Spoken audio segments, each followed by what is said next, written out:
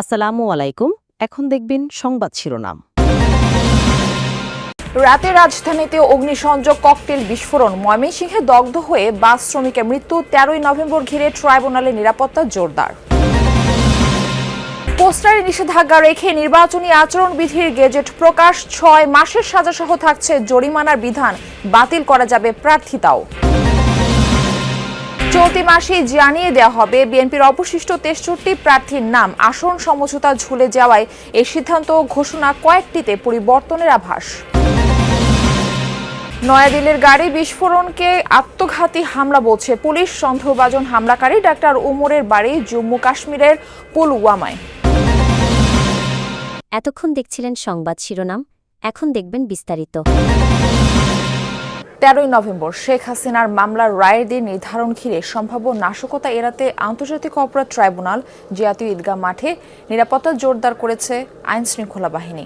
মঙ্গলবার সকাল থেকেই ট্রাইব্যুনাল ও ঈদগাহ মাঠে প্রবেশ মুখে কঠোর অবস্থানে থাকতে দেখা যায় আইন শৃঙ্খলা বাহিনীকে। এর আগে সোমবার supreme court, tribunal, attorney general কার্যালয়, বার ভবনের নিরাপত্তার স্বার্থে জাতীয় ঈদগাহ মাঠে বহিরাগতদের প্রবেশে নিষেধাজ্ঞা দেয় সুপ্রিম কোর্ট প্রশাসন। পুলিশ বলছে, শেখ হাসিনার মামলার রায় ঘিরে গেল কয়েকদিন ধরেই রাজধানীতে নাশকতা ছড়াচ্ছে আওয়ামী লীগের নেতাকর্মীরা। 13ই নভেম্বর ডাকা হয়েছে হরতালও।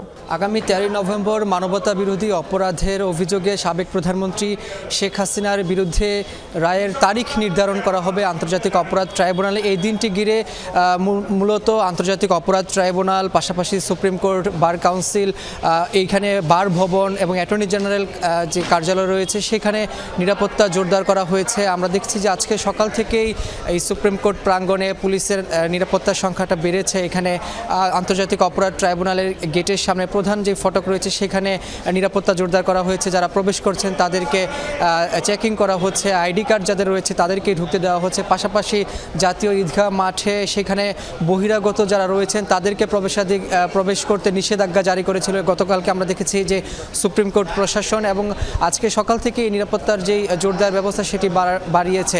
এখানে বলা হয়েছে যে গতকালকে আমরা দেখেছি সুপ্রিম কোর্ট প্রশাসন থেকে বলা হয়েছে যে দেশের সর্বোচ্চ আদালতে কয়েক লাখ গুরুত্বপূর্ণ মামলার যে নথিপত্র সেটি রয়েছে, যার কারণে এই জায়গাতে 13ই নভেম্বর ঘিরে যাতে কোনো নাশকতা তৈরি না হয় বা নাশকতার কোনো ছক আঁকতে না পারে, সেই কারণে তারা আইন শৃঙ্খলা রক্ষাকারী বাহিনীকে নির্দেশ দিয়েছিলেন যে যেভাবেই হোক এখানে এই নিরাপত্তা জোরদার করা হবে।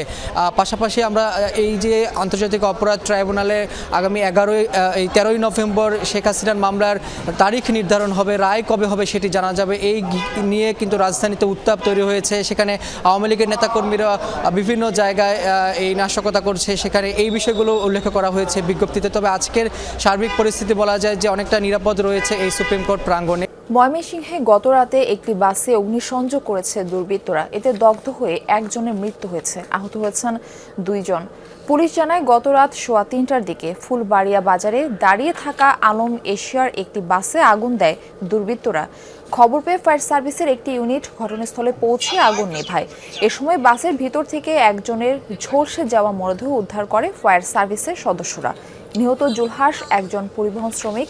আগুন দেওয়ার কারণ অনুসন্ধান ও অপরাধীদের ধরতে কাজ করছে পুলিশ। আমাকে ময়মনসিংহ জেলা পুলিশ থেকে জানানো হয়েছে যে ব্যক্তি মারা গিয়েছেন ধারণা করছে তিনি পরিবহন শ্রমিক জুলহাস, এবং সে আলম এশিয়া পরিবহনে কাজ করেন। এখানে যে বিষয়টি হয়েছে যে এই আলম এশিয়া পরিবহনটি ঢাকা থেকে ফুলবাড়িয়া সড়কে চলাচল করে, এবং ঢাকা থেকে গতকাল রওনা হয়ে যখন ফুলবাড়িয়ায় পৌঁছায় বাসটি তখন রাত 2টো বাজে। তো এই রাত 2টোর সময় একটি পেট্রোল পাম্পে, ফুলবাড়িয়া বাজারে একটি পেট্রোল পাম্পের সামনে দাঁড়ানো ছিল।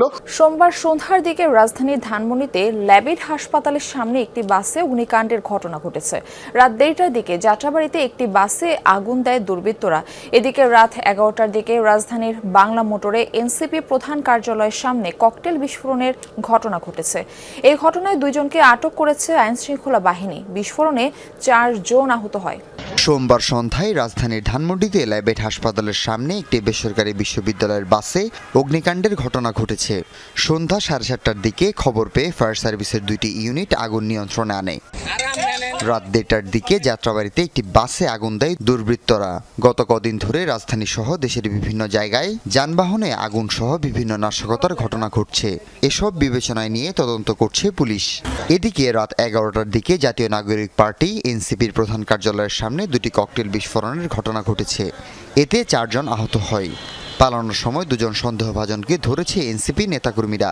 সংসদ নির্বাচনের প্রচারণায় পোস্টারে নিষেধাজ্ঞা রেখে দল ও প্রার্থীর আচরণবিধির গেজেট প্রকাশ করেছে ইসি।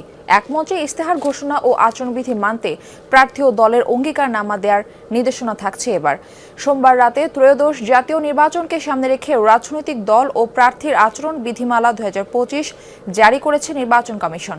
সোশ্যাল মিডিয়ায় ভোটের প্রচারে কড়াকড়ি আরোপ, অসৎ উদ্দেশ্যে এআই ব্যবহারে মানা, পোস্টার ও ড্রোন ব্যবহারে নিষেধাজ্ঞা সহ আসন প্রতি 20টির বেশি বিলবোর্ডে নিষেধাজ্ঞা থাকছে বিধিতে। আচরণবিধি লঙ্ঘনের সর্বোচ্চ 6 মাসের কারাদণ্ড ও 1.5 লাখ টাকা জরিমানা এবং দলের জন্য 1.5 লাখ টাকা অর্থদণ্ডের বিধান রাখা হয়েছে।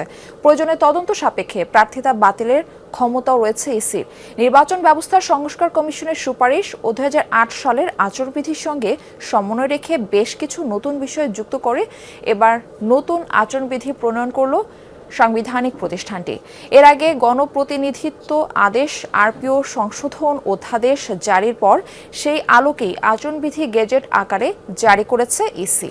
চলতি মাসে শেষ হবে অবশিষ্ট 63 আসনে বিএনপির সম্ভাব্য প্রার্থীর মনোনয়ন ঘোষণা। এনসিপির সাথে বিএনপির আসন সমঝোতার সম্ভাবনা কমে যাওয়ায় পরীক্ষিত মিত্রদের দ্রুত ভোটের মাঠে পাঠাতে চায় বিএনপি। এছাড়া ঘোষিত 237 আসনের কয়েকটিতে প্রার্থী পরিবর্তনের আভাস দিয়েছেন বিএনপির নীতি নির্ধারকরা। বলছেন, ক্ষোভ ও অসন্তোষ দমনে বঞ্চিতদের সাথে ফের আলোচনা করবেন শীর্ষ নেতারা। তবুও কেউ জননিরাপত্তা বিঘ্নিত করলে সরকারকে কঠোর হওয়ার অনুরোধ করেছে বিএনপি। ধান খেতে দাঁড়িয়ে আম্পায়ারের ভূমিকায় রিভিউ আবেদনকারী ব্যক্তির নাম আলাল উদ্দিন আলাল। ফেনী জেলা বিএনপির এই সদস্য সচিব মনোনয়ন বঞ্চিত হয়ে অভিনবেই প্রতিবাদ করেন। আমার বাড়ির কাজের ছেলেটা পর্যন্ত জেলে গিয়েছে। আমার এই অফিসটা 5 বার ভেঙেছে, 7 বার আমি শারীরিকভাবে অ্যাসল্ট হয়েছি। দল এটা রিভিউ করবে, এটা আমার দৃঢ় বিশ্বাস।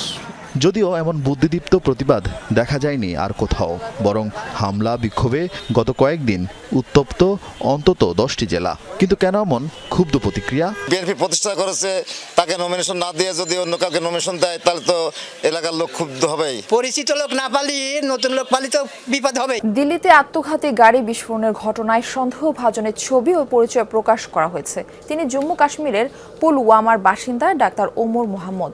বিস্ফোরিত হুন্দাই গাড়িটি তারই ছিল বলে নিশ্চিত করেছে পুলিশ। বিস্ফোরণের আগ মুহূর্তের বেশ কয়েকটি সিসিটিভি ফুটেজও প্রকাশ করেছে। গাড়িটি 3 ঘন্টার মতো পার্ক করা ছিল লালকেল্লা এলাকায়। এরপর সন্ধ্যা 6:30টার দিকে চলতে শুরু করে। 20 মিনিট পর ধীরে ধীরে থামে ট্রাফিক সিগন্যালে। কিছুক্ষণের মধ্যে বিস্ফোরিত হয় বিকট শব্দে। পুরো সময় গাড়িটিতে অবস্থান করছিলেন সন্দেহভাজন ওই চিকিৎসক। বিস্ফোরণের তীব্র দাহ্য অ্যামোনিয়াম নাইট্রেট জ্বালানি ব্যবহার করা হয়েছিল বলে জানিয়েছে সংশ্লিষ্ট সূত্রগুলো। ঘটনাস্থল থেকে সংগ্রহ করা হয়েছে আলামত।